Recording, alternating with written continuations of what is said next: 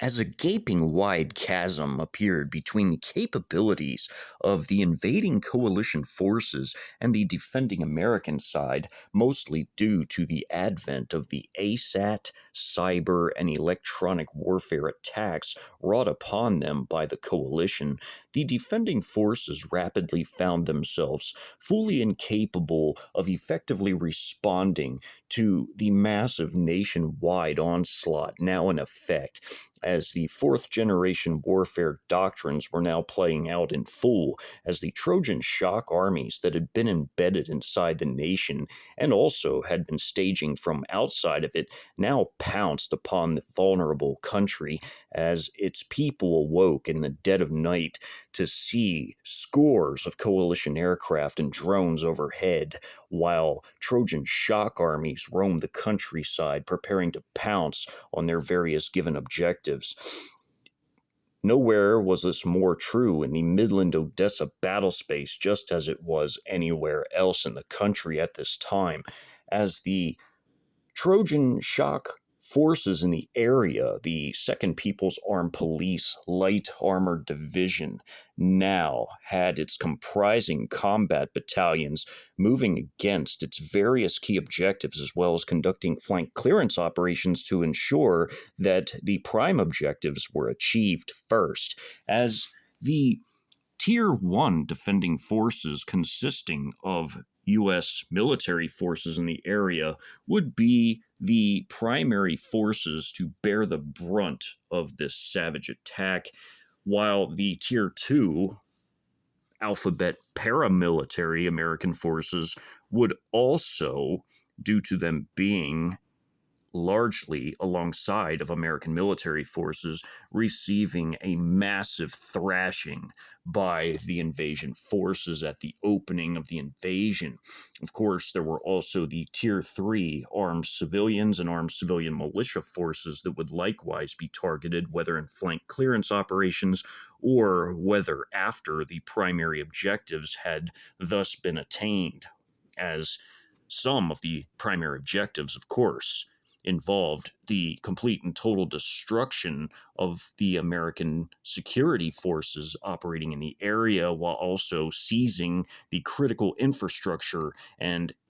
economic-related objectives. As it pertained to operations at the opening of the invasion in this sector,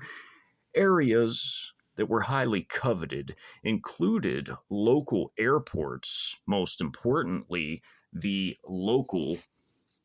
international airport, which was the Midland International Air and Spaceport, which would be under heavy assault by 2 comprising battalions within the 2nd People's Armed Police Light Armored Division's 2nd Brigade, as the 2nd Light Armored Division was comprised of 2 brigades and 1 armored battalion, and 1 light mechanized infantry battalion would assault the international airport and would clear it of the defenders that sat thereupon, as crippling enemy command and control, infrastructure, and forces was of the utmost priority, as well as also their logistical forces and capabilities. These were targeted heavily at the opening of this operation. In this particular sector, the headquarters and headquarters company over the entirety of the 155th Armored Brigade Combat Team, which was placed in nominal command of all the defending forces in the area, which included the military and Alphabet Paramilitary forces, despite being under a different chain of command. These forces were all placed under their command, and thus they would take a heavy thrashing by the People's Armed Police, as well as the PLA Strategic Missile Forces assets in Mexico, launching cruise and tactical ballistic missile strikes on specific targets, as the 877th Quartermaster Company, sitting on the Permian Basin Army Reserve Center, would be hit heavily by cruise and tactical ballistic missile strikes. They would also be heavily shelled by People's Armed Police artillery assets from the 2nd Brigades Artillery Battalion within the 2nd People's Armed Police Light Armored Division, firing both their Type 59-I or -1 130mm howitzers, as one battery of these howitzers were within the Artillery Battalion of the 2nd Brigade of the 2nd People's Armed Police Light Armored Division, as well as the 6 howitzer batteries of Type 83 122mm towed howitzers. And as a proverbial cherry on top of the cake, air attacks were also pre-planned, as in precision strikes against this installation, which were carried out by the PLAAF's contributed JH-7 Strike Aircraft Squadron, as 4 of the 12 aircraft allocated to this campaign would drop thousands of pounds of munitions on the 877th Quartermaster Company's then positions on the Permian Basin Army Reserve Center, which was right outside of the International Airport grounds. As all of this was underway, the 106th Brigade Support Battalion, the other logistical force on the American defending side in this battle space, which was at the time posted at the National Guard Armory in Odessa, would also be heavily hit by artillery from the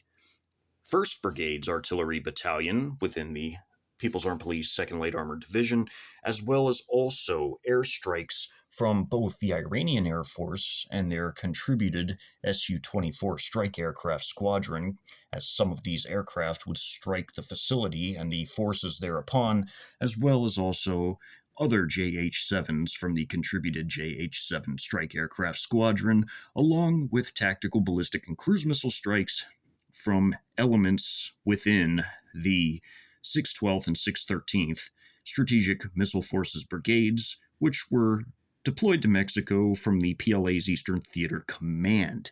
As these attacks were going on, the American combat forces on the ground would also be heavily hit, as all of the comprising combat battalions of the People's Armed Police 2nd Light Armored Division immediately raced from their jumping off points, or they broke out of their CCP-Reg1me Properties, in other words, and went straight for the proverbial jugular of the defenders in this particular area. As the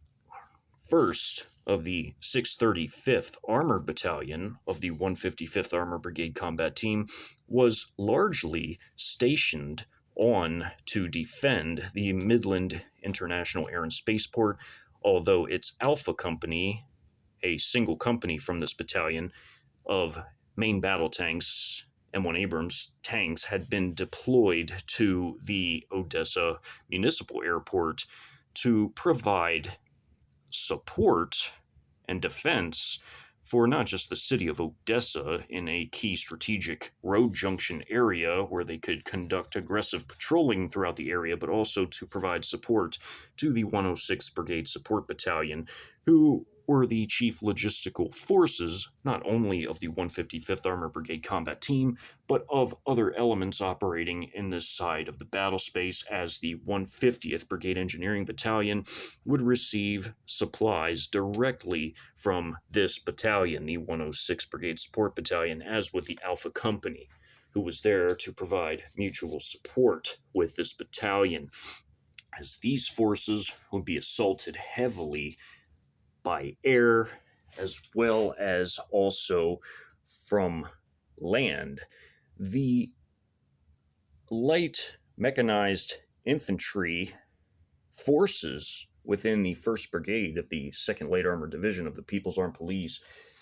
would be sent in to assault with one such battalion against both the 106th Brigade Support Battalion and the Alpha Company, as the massive strikes were already underway at midnight. The light mechanized infantry battalion from the 1st Brigade, tasked with assaulting both the remnants of the 106th Brigade Support Battalion that survived the massive airstrikes, missile and artillery strikes, would also be sent in with heavy drone support, both from dedicated combat drones like Wing Loon 2s, as well as also from loitering munition strikes being sent from their own headquarters and support company from within their light mechanized infantry battalion, as the ground forces would wield anti-tank guided missiles, as well as other potent forms of weaponry. They would, in essentially a surprise assault with massive integration of drone warfare, take the Alpha Company off guard and completely annihilate them on the ground where they stood. Although the Alpha Company would fight valiantly, they would, for all intents and purposes, be quickly dispatched by the People's Armed Police. As the 150th Brigade Engineering Battalion in the south of Odessa, in the battle space along 385, at the ICE Detention Center and forward operating base of the 150th Brigade Engineering Battalion, essentially a dual facility in one, would be assaulted by a armored battalion from within the 1st Brigade of the 2nd People's Armed Police Light Armored Division, as they would assault the facility, attacking from their CCP-Reg1me property roughly between 4 and 5 miles to the northeast of the facility, while from the east of the facility, 2 sapper companies from within the 350th Battalion of the 7th Division of the National Construction and Production Corps, essentially a paramilitary combat and civil engineering force, with the sapper companies being paramilitary combat engineers, would strike from the east, moving westwards towards the facility, as these forces converged against both the combat engineers of the 150th Brigade Engineering Battalion, which was part of the larger 155th Armored Brigade combat team. They, along with potent air and missile support, would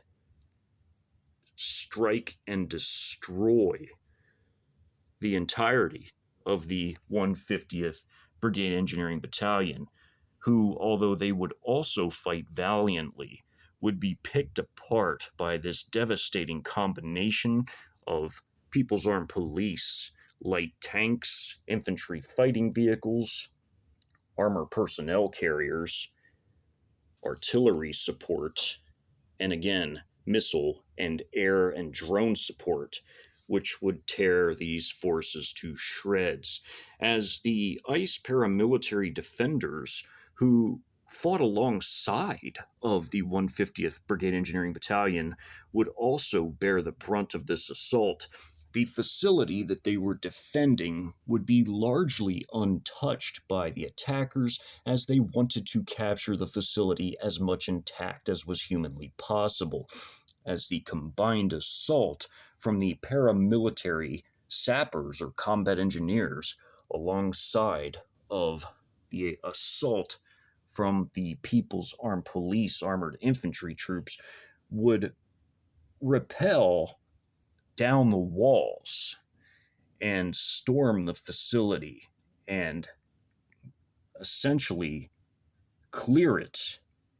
of all defending forces, while also liberating the former inmates that had been kept therein, as the facility, with its high capacity of 40,000, and even as it was run over capacity, like many government facilities were,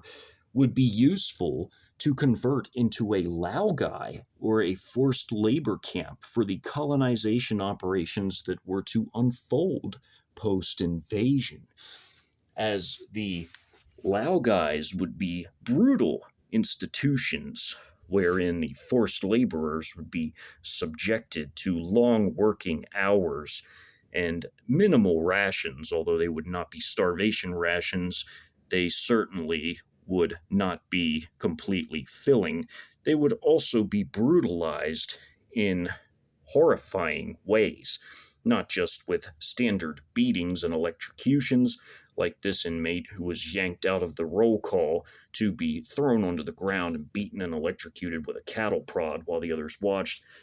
Some would be put in stress positions for hours, like this inmate with a metal pipe behind his back with his elbows bent and chained in front of him so that the center of weight and center of gravity would hold the pipe in place, with the legs behind him also chained to the pipe, with the pipe also chained to this gallows-like implement, which said inmate or prisoner in Mandarin on it, while the guards would stand by with shotguns with non-lethal ammunition. Just in case there was some kind of uprising, the inmates would not get a hold of lethal weaponry, so that the other People's Armed Police guards with lethal weaponry would simply just cut them all down. As the civil engineers of the National Construction and Production Corps, essentially 3 companies of them within the larger 350th Battalion, would already move out to the south of the Midland International Air and Spaceport while the battle was still unfolding, and would await for the ending of the battle as the People's Armed Police finished clearing the facility, and would then move in to construct the International Air and Spaceport into a mega FOB, or a massive forward operating base for the local occupation forces to follow the invasion. A smaller Laogai for processing would also be built on the grounds, as again, the Laogais would be instrumental to the forced labor program that was to unfold post-invasion. For the time being, as the different battalions of the People's Armed Police were all converging on multiple different objectives simultaneously, while also conducting flank clearance operations in others, as in attacking armed civilian militias who were perceived to be in the way and could potentially be an issue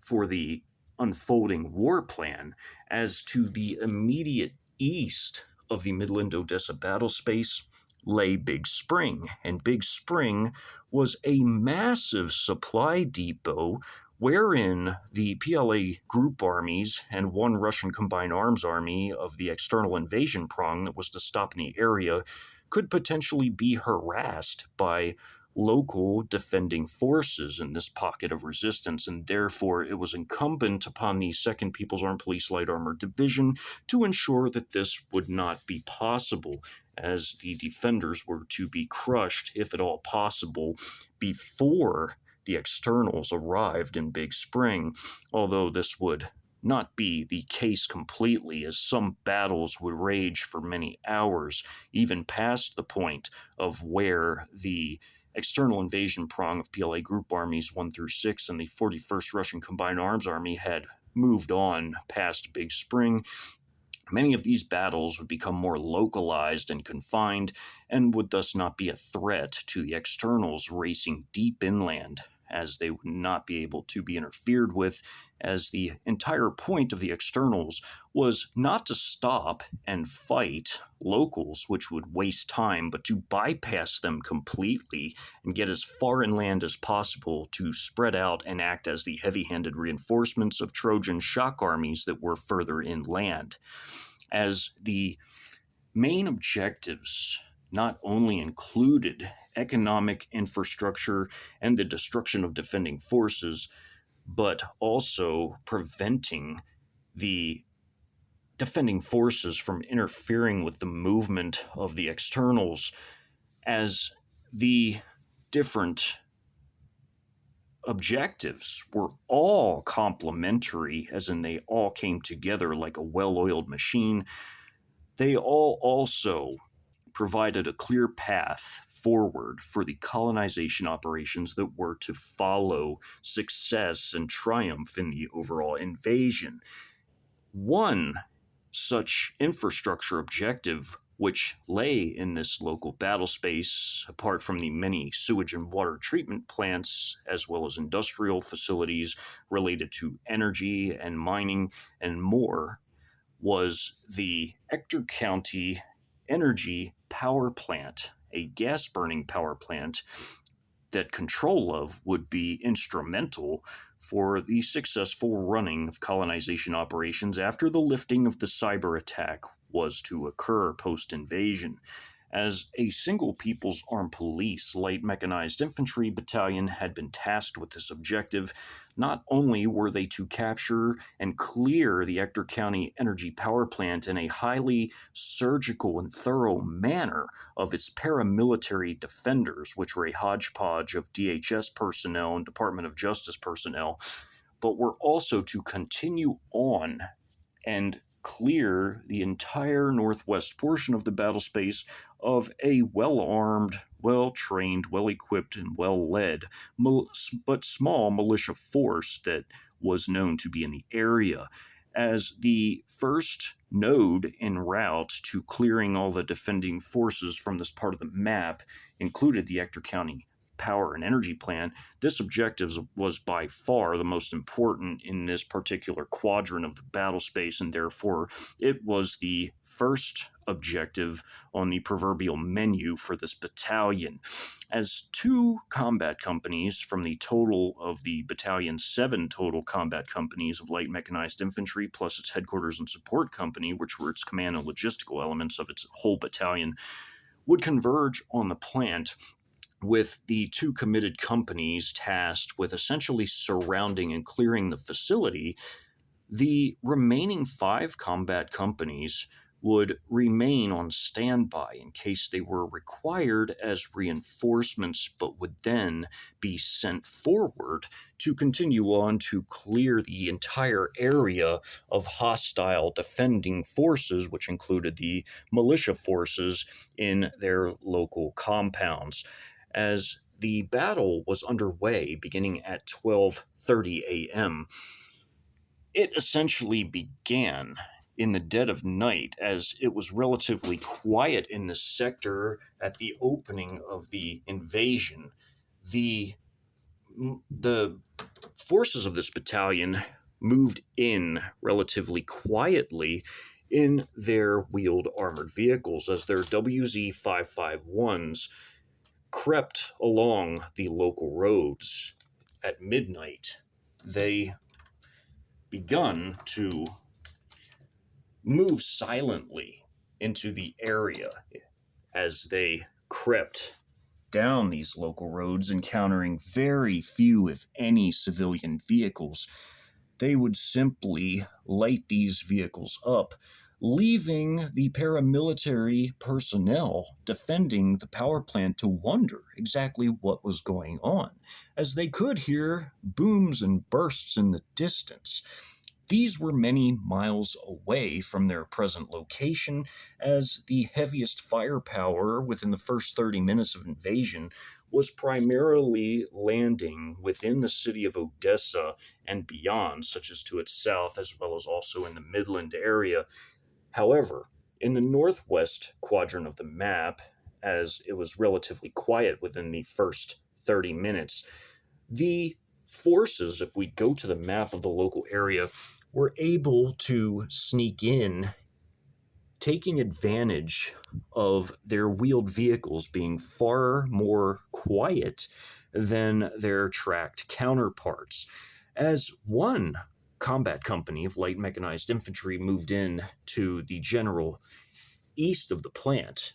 leaving their headquarters platoon, which was their company's command and logistical assets, just off map, the 3 combat platoons moved in their WZ-551s, having had exited one of the rural roads in the area, and dispatching their 3 combat platoons from each platoon of vehicles, had them sneak as close as possible to the perimeter of the power plant, as the defenders had just recently settled into the plant and had begun to prepare at least preliminary defenses. They were able to make very little headway by the start of the invasion, as they had only managed to set up several sandbag emplacements, including one that was just outside the main gate of the plant near the plant sign across from the entry point, and 2 that were located on the eastern side of the plant, as they had already set up their tents and their living area amid the plant buildings and structures. They had a motor pool just to its south, and had their most capable vehicles being their MaxxPro MRAPs that were of course gifted from the military, as well as an up-armored Humvee, which was their command vehicle. They had also created a rudimentary helipad for the ICE paramilitary forces with their Blackhawk helicopters to be able to fly in supplies to this far-flung outpost of paramilitary defenders.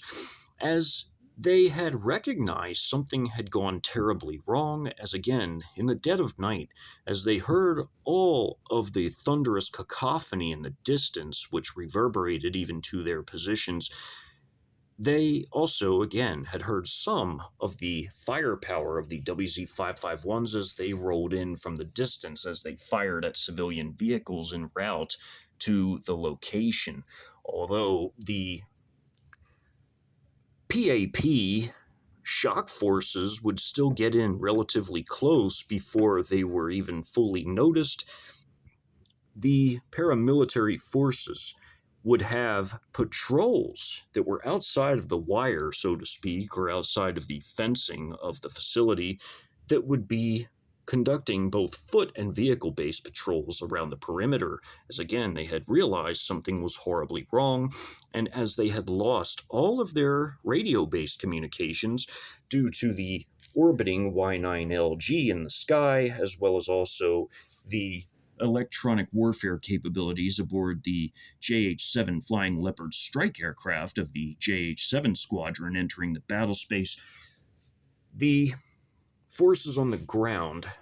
would now have to communicate with line-of-sight communications or earshot communications, as in shouting effectively across distances at one another, and using, again, signaling flags or hand gestures, and also using messenger-based communications to spread messages. These paramilitary forces were not the only American defenders operating in this area. There were also several all-terrain vehicles with personnel dispatched from the nearby local militia forces, as in this particular sector, just 4 miles to the west of the Ector County Energy Power Plant, the local militia, also having had lost all forms of communication and having the grid go down, had now dispatched personnel aboard all-terrain vehicles to scout the area to gain actionable intelligence on the changing situation, as they were not fully yet aware of what was taking place, as the largest ever invasion in all human history was now beginning to come down upon the nation, as this was only the start of the invasion, with the initial artillery barrage and initial missile strikes just now beginning to come in. The coalition air power was also now beginning to appear overhead, as the allocated aircraft from both the Iranian Air Force and the Chinese Air Force, or the PLAAF, were now entering the battle space, and doing so with gusto, as the Iranian Air Force in particular had been given the task of essentially shooting down all American rotary aircraft, as the more advanced and more capable Chinese J-35A fighter aircraft were given the task of essentially defending the orbiting KJ-2000 that had just entered American airspace behind the scores of coalition aircraft that had already forged ahead and continued north, as they had just shot down the only active and airborne American fighter squadron in the entire South Central invasion sector, as most of the rest of the American Air Force, Naval Aviation, and even Marine Corps Aviation was in the process of being destroyed on the ground throughout the country, and that included in the South Central invasion sector as well. As the militia had sent out its scouts all throughout this area, some of them would enter this battle space and would end up encountering and engaging PAP shock forces. although most of the scouts would not survive these encounters. One group of 2 scouts aboard an ATV would just barely exit the area with their lives intact, just barely escaping the carnage that was now unfolding all around them. As we go back to the map of the battle space, as the People's Armed Police Light Mechanized Infantry forces rolled onto the scene, the 2 companies tasked with assaulting and clearing the power plant in a highly surgical manner were now having one of the 2 companies roll towards the Route 3601 upon which the entrance of the power plant sat. As they rolled into the area, they now let loose a torrent of 12.7 millimeter turret machine gun based fire from aboard the WZ-551 armor personnel carrier versions, while the infantry fighting vehicle versions laid down potent 30 millimeter autocannon fire, as well as 7.62 by 54 millimeter coaxial fire, as the 3 combat platoons, followed up behind by their headquarters platoon, were now rolling quickly westward to reach Route 3601. They poured down all of this heavy firepower on the personnel that were out conducting their foot and vehicle patrols around the plant. As again, these paramilitary personnel, caught woefully off guard, were now in the process of being ripped to shreds as they tried to put up the best fight they could, as essentially most of them, just being armed with simple small arms, had no weapons with which to contend with this force in an adequate way, and were, as a result, again ripped to shreds by the massive combined vehicle assault, soon to be joined by scores of loitering munitions, as the headquarters and support company over the entire battalion, which was its command, logistical, and administrative elements, had its combat drone section, which operated their TEL-based 48-tube system for the CH-901As, lob a volley of 48 of these devastating loitering munitions airborne, equipped with fragmentation warheads, which were ideal against dismounted infantry-type targets, as well as soft-skinned military and civilian vehicles, as these munitions had been chosen as they would cause the least amount of damage to the critical infrastructure that was highly coveted by the People's Armed Police, which essentially was the power plant and its functional infrastructure contained therein. And thus, surgical options were required to take out the defenders. As for the MRAPs and the up-armored Humvee that were operated, or 2 Humvees operated by the defenders,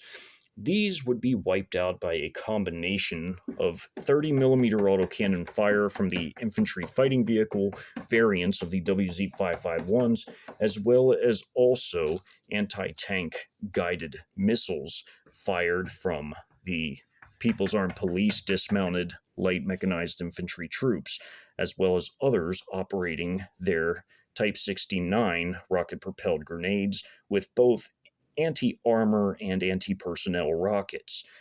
These too could be devastating to MRAPs and cause massive damage to them, and potentially even take them out of the fight if hit in the right spots, as these forces also came equipped with another devastating weapon, which was their Type 74 flamethrowers. These optional weapons could be equipped to specially trained operators who could use these to incinerate enemies in a matter of a few seconds each, as these would also be employed by the shock forces in this assault. The entire area would be thoroughly cleared by the People's Armed Police light mechanized infantry in this operation. As we go back to the map, as the armed civilian militia personnel were scouting the area, as this area had gently rolling hills, or mild undulations, if you will, One had come to the top of this rolling hill in this area, while two others on this slight rolling hill would enter this ranch property here. Overhead were flying a pair of J-35As, having broken off their main formation to begin combat air patrols over this area, as well as also a pair of F-14 fighters from the Iranian Air Force, one of which would fire an AIM-9 Sidewinder air-to-air missile at a hovering Blackhawk helicopter entering the area to land supplies at the power plant to support the forces that were holding their positions thereupon. As this was already unfolding just minutes after 12:30 a.m., these vehicles rolling on towards the intersection with Route 3601, where a gas station was in the process of being built. There were rural homes in the area on these rural routes. That's what was here. There were paramilitary personnel on an all-terrain vehicle trying to flee the area while they were ripped to shreds by 12.7 millimeter fire as they tried to flee down this slight hill past these oil derricks and an oil storage container. This pickup truck, operated by paramilitary forces, was likewise trying to get behind better terrain, but was cut down in the process by heavy machine gun fire as well as this all-terrain vehicle. And these personnel, a squad-sized element of Alphabet paramilitary personnel, trying to run for this house, trying to look for any form of cover and concealment possible, was also in the process of being ripped to shreds as they exchanged fire with the vehicles in savage combat as they passed the area, as the vehicles fired everything from 7.62 by 54 millimeter coaxial fire to 30 millimeter autocannon fire to 12.7 millimeter heavy machine gun fire. These vehicles laid down a devastating barrage of heavy fire at these personnel. In the process, the other assaulting company, having had snuck in just east of the plant, approximately 700 meters away, had deployed their 5 squads each from each platoon as they moved up these slight hills. They would encounter another foot patrol moving to the area. Having interlocking fields of fire, these two wedge formations would engage and destroy these personnel as they were patrolling the area at the time these forces had entered it. These forces would quickly, with interlocking fields of fire, take out this patrolling squad of paramilitary personnel and continue laying down heavy fire on the defenders on the perimeter, quickly beginning to wipe them out, firing anti-tank guided missiles at the vehicles and rocket-propelled grenades. As these two squads from this platoon of vehicles moved through the area, one squad moved to this position behind this slight hilly terrain, while this other squad broke off and would take position here. One squad member would deploy their flamethrower against the perimeter personnel,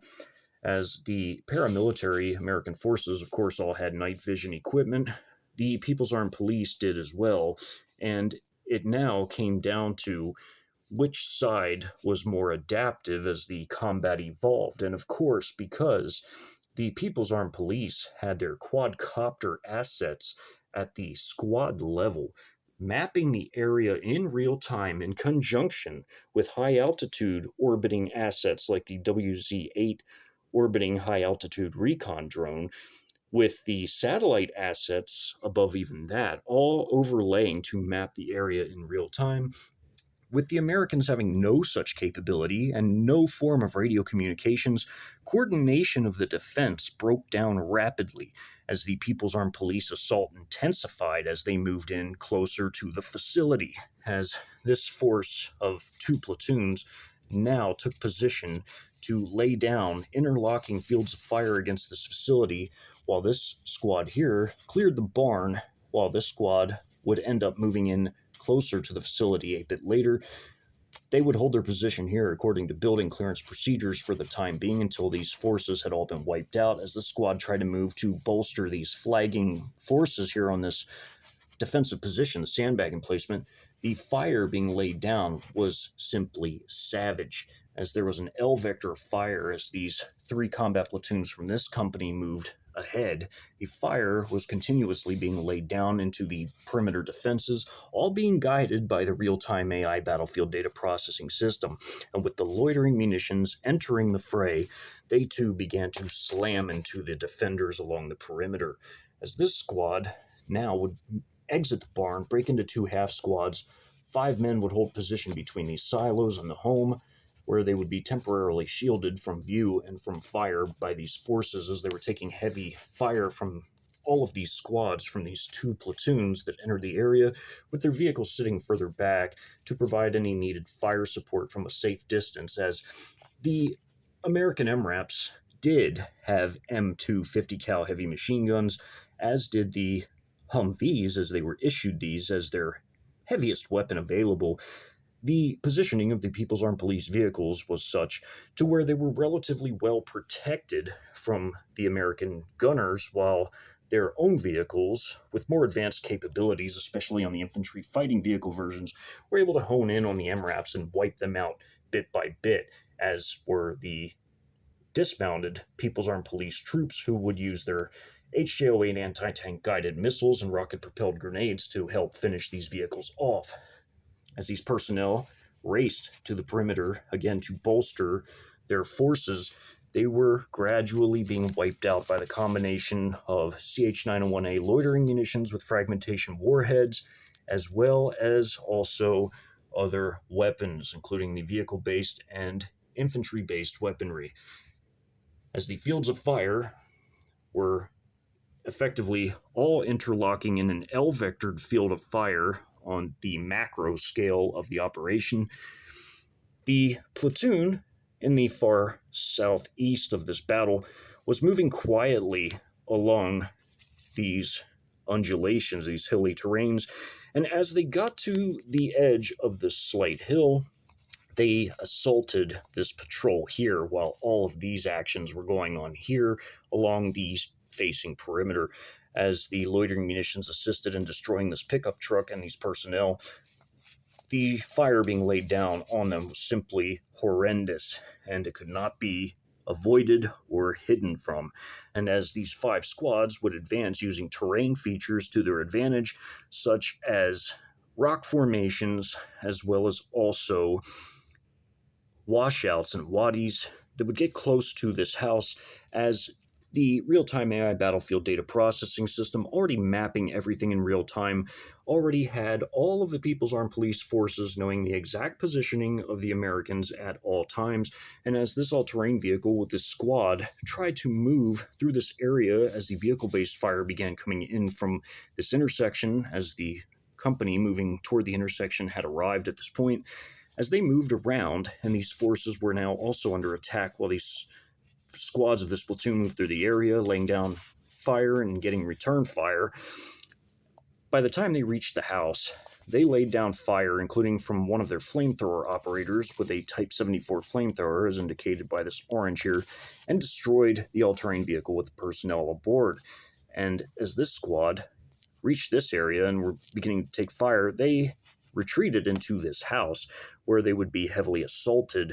by two out of the 5 squads of the platoon of this People's Armed Police Light Mechanized Infantry Dismounted Platoon, as the 2 other squads would bound to this house here. One would remain in the house to lay down fire, supporting fire from the top floors, while these 2 squads bounded and covered to clear this house. As that was going on, the flamethrower man from this squad that was bounding and covering together the squad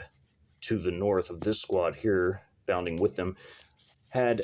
burned up a few members of this group before they had managed to get in the house, as they were bounding and covering from the house, as all of these actions were taking place relatively fast.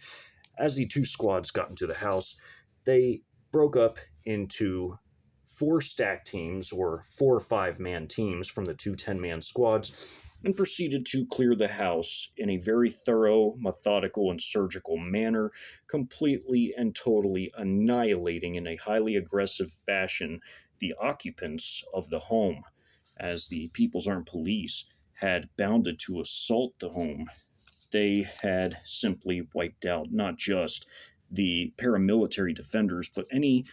civilians, armed or otherwise, that tried to flee from these homes, as again, it was extremely early in the invasion, and many civilians were caught unawares as they had woken up as the shooting had started, and many that had tried to run out into the streets were simply cut down in a hail of ammunition.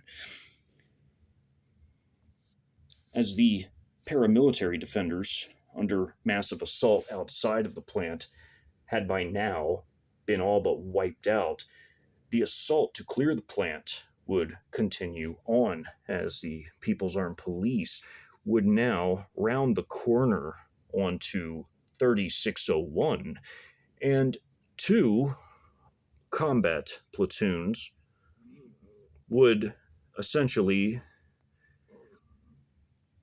race down towards the plant entrance, where they would begin the process of breaching the plant and clearing it of its final defenders. Again, all of this was done with a massive degree of surprise and shock and awe, and the defenders were simply not ready for what had come at them in this attack.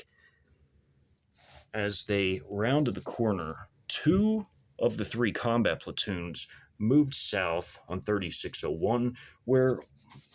the middle combat platoon of the three combat platoon in the procession proceeded to dismount their 5 squads of their platoon, with one squad clearing this house and another moving alongside it according to building clearance procedures, while the lead platoon had already neutralized the sandbag position as their lead infantry fighting vehicle, WZ-551, had laid down massive 30mm autocannon fire into this position and had blown the personnel and the position to pieces, eventually arriving at this point where they too dismounted their platoon. 2 squads, one squad would clear the barn on this property, and another would clear this home, as they had already seen the movement off of these ATVs of these 4 personnel, as each ATV carried 2. 2 personnel from this ATV left their ATV and moved into the barn. The other 2 left their ATV and gradually moved into the shed and then into the home. All of this was seen as these vehicles were moving ahead. Again, all of it mapped in real time. And as this squad broke into 2 half squads, the 2 half squads bounded and covered tactically, laying down fire and getting some return fire from the barn, eventually breaching the barn. As one stack team entered, the other stack team moved alongside of it. Fully clearing the barn, they both would reunite as a single squad and bound toward the slight hill by the fence line, where they would destroy these 2 all-terrain vehicles, which had brought in the militiamen who ended up joining the battle. As they had seen fellow Americans being attacked, these 4 personnel decided to step in and assist. But again, they were neutralized in the barn, while the other 2 that had entered the house laid down a few shots at this squad as they advanced, but it ended up surrendering as they realized not only were they heavily outnumbered, but they were heavily outgunned, as the vehicle's lead IFV was now in this position adjacent to the home. There were also 2 personnel, civilians, that were inside the home that were dragged out with the 2 militiamen, as the People's Armed Police were furious at these Americans having had found hidden handguns on the couple that owned the home, as they found a handgun in her bag and they found one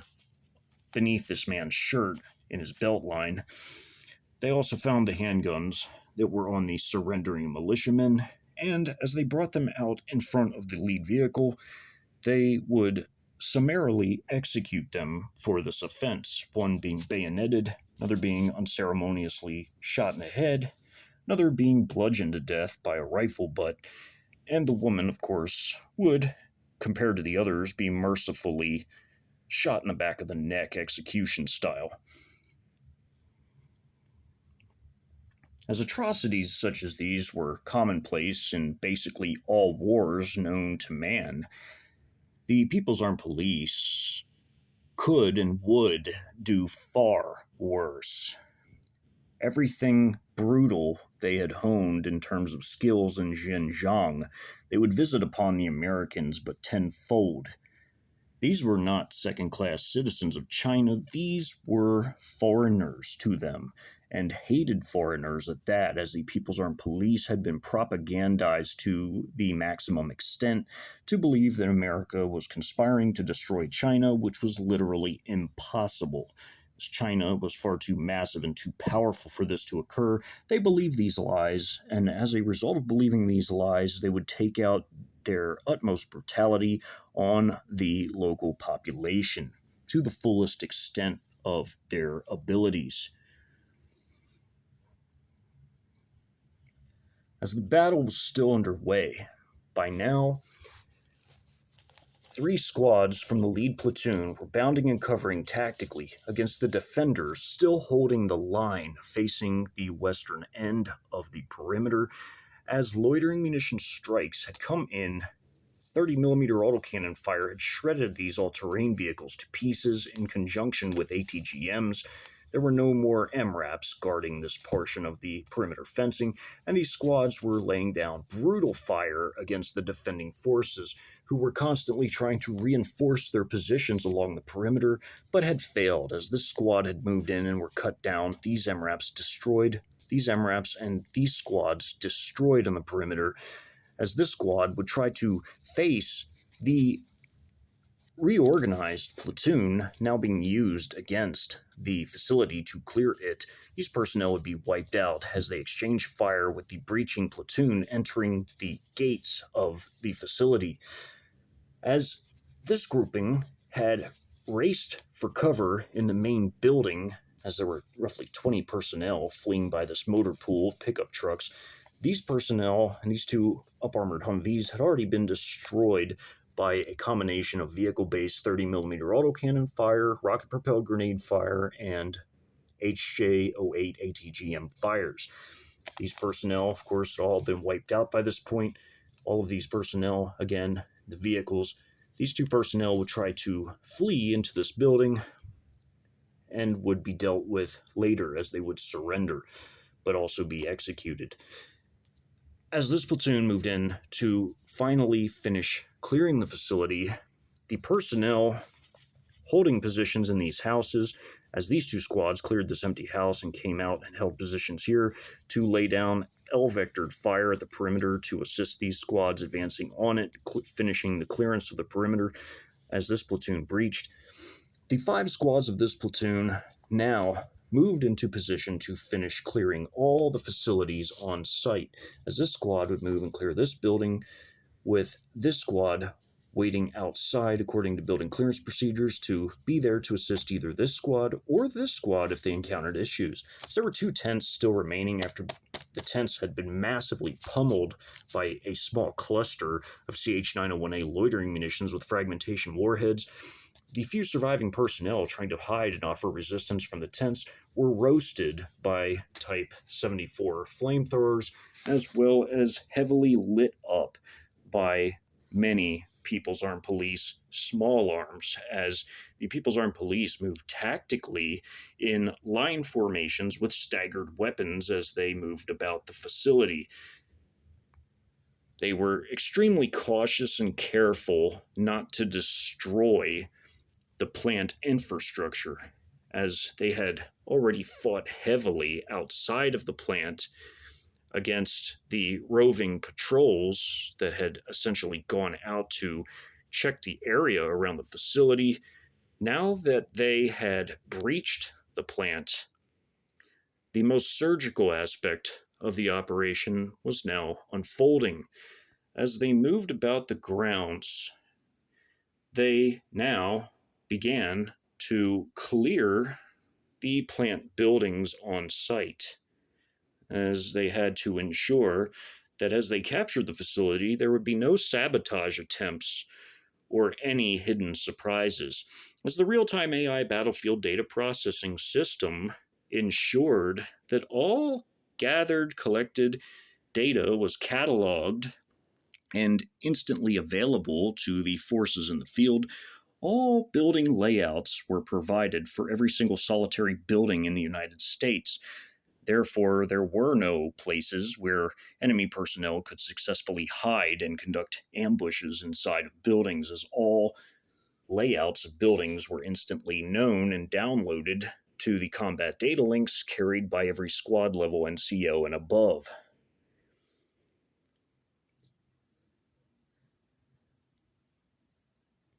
As the paramilitary forces were now in the final process of being vanquished,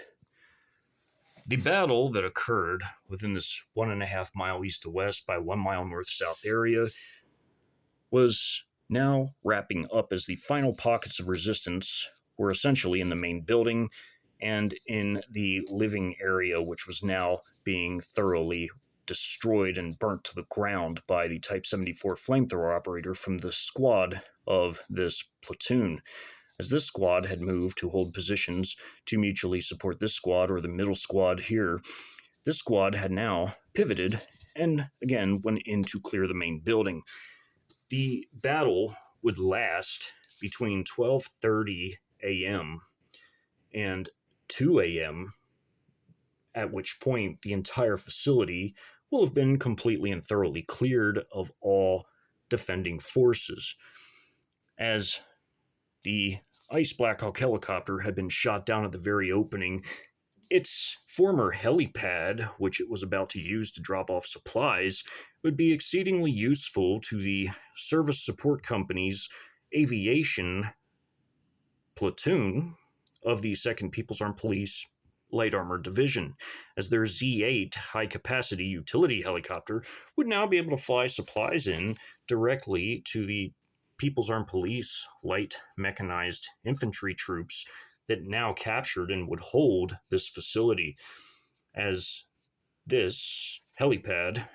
was a very useful implement indeed, as the power plant was in a far-flung area of the map, all things considered, and now there was a direct air logistical route to this facility, which would cut down on the time required to deliver supplies versus land-based supplying. Although trucks would still be utilized, they, all things considered, might have to travel through hostile territory, as by this point not all of the local militia forces in this area had been thoroughly cleared as of yet, but would be in the process of being cleared, as the remaining combat companies of this particular light mechanized infantry battalion within the 1st Brigade of the 2nd Light Armored Division of the People's Armed Police would now be sent to deal with this particular militia in the far northwest corner of the map. As the fighting wrapped up by 2 a.m. again, as the final defenders were cleared out of their last holdout positions in the main building by People's Armed Police stack teams, as a single squad went in and broke into 2 stack teams to clear out the remaining 20 defenders. These 2 companies of People's Armed Police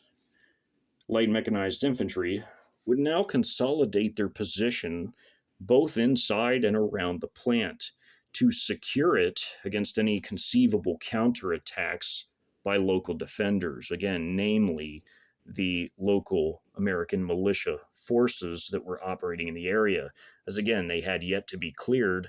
by the remaining combat companies of the Light Mechanized Infantry Battalion of the 1st Brigade of the 2nd Light Armored Division. The remaining 5 combat companies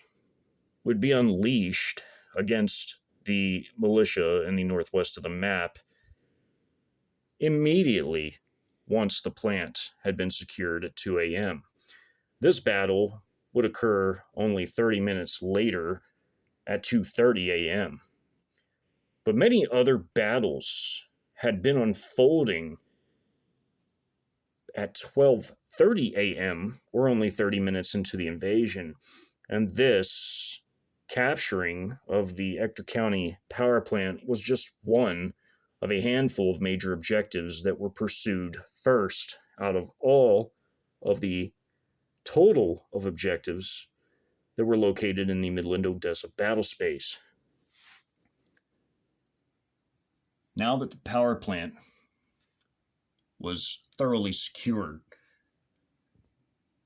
the remaining defenders could now be pursued vigorously and therefore crushed, bringing the operation to its final conclusion in the Midland-Odessa battle space.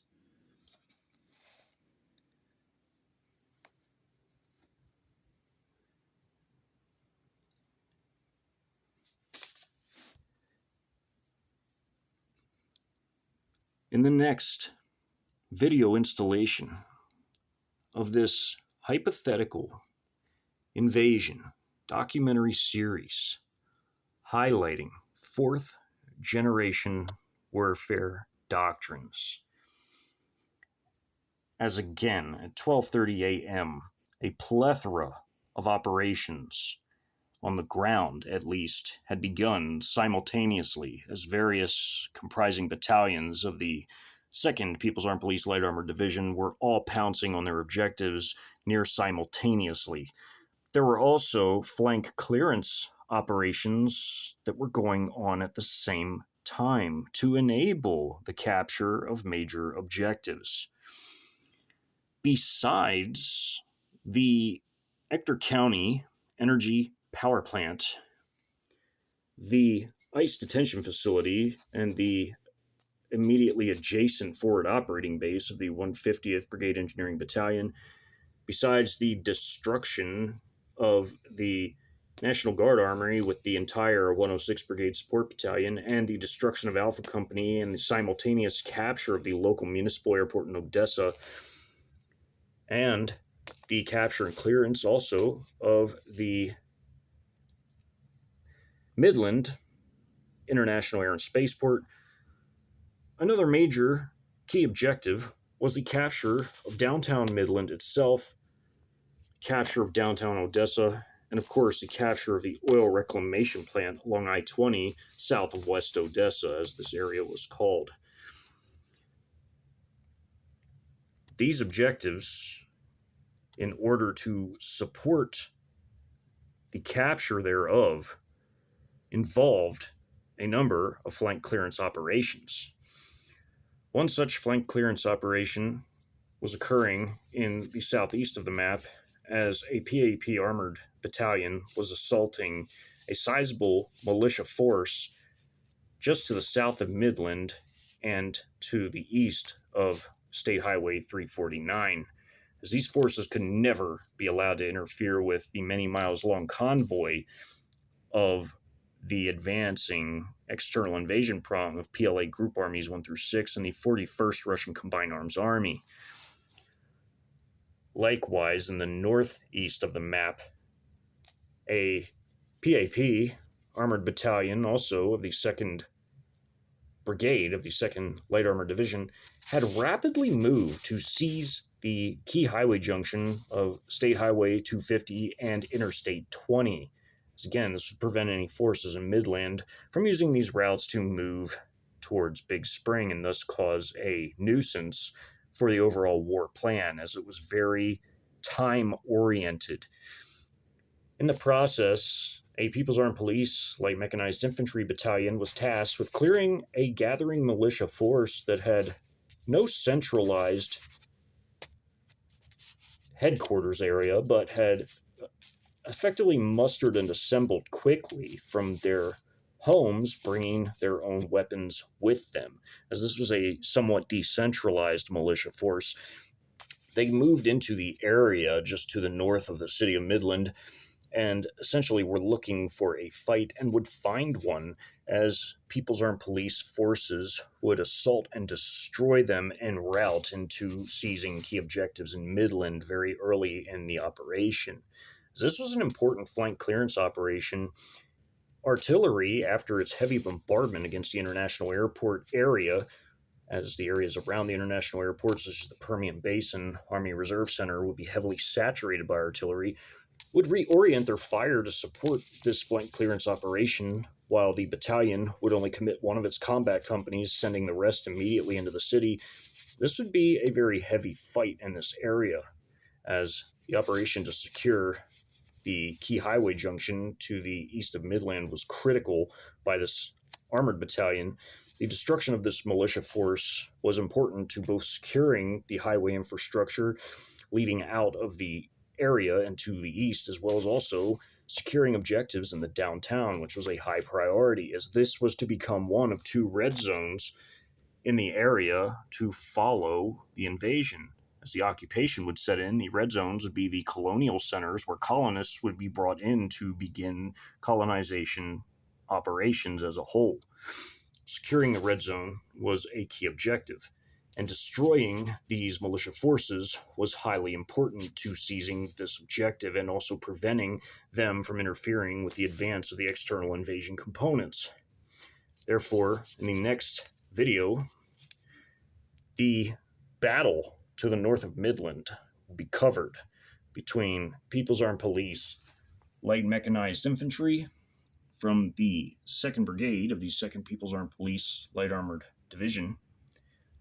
against the American militia forces operating in the area, who would be attempting to fight back against this devastating onslaught, this gargantuan invasion, the largest ever in all human history.